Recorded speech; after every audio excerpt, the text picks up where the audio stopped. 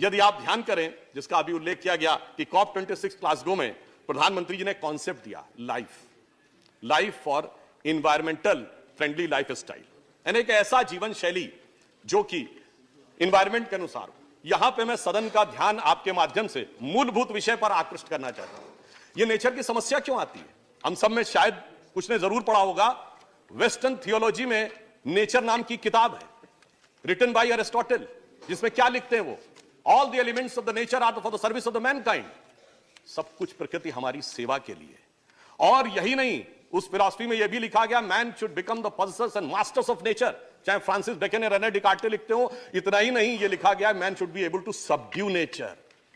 और इसीलिए बढ़ते बढ़ते हम उस मुकाम तक पहुंचे थे। हम लोग के जन्म से बहुत पहले की बात है, हमारी किताबों में हमने पढ़ा, जब यूरी गैगरिन स्पेस में गए तो क्या लिखा था किताबों में? Man has conquered space, as if space is an enemy needed to be conquered.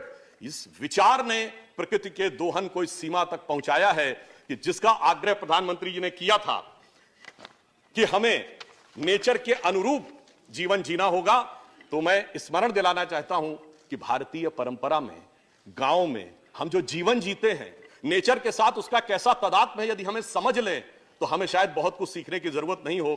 गेहूं की बाली उगती है तो उसके नीचे का जो हिस्सा होता है वो किसको जाता है? पहले पशुओं को जाता है। जो बाली निकाली जाती है दाने, तो पहला दाना किसको जाता है? पक्षियों को जाता है। जब दाने से आटा बनता है तो पहला आटा किसको जाता है? चींटियों को जाता है। फिर गूंथा जाता है आटा रोटी बनाने के लिए, तो मछली को जाता है। पहली रोटी गाय को जाती है और अंतिम रोटी कुत्ते को जाती है। इससे ज्यादा प्रकृति के साथ रहने का तरीका किसी को सीखने की जरूरत है।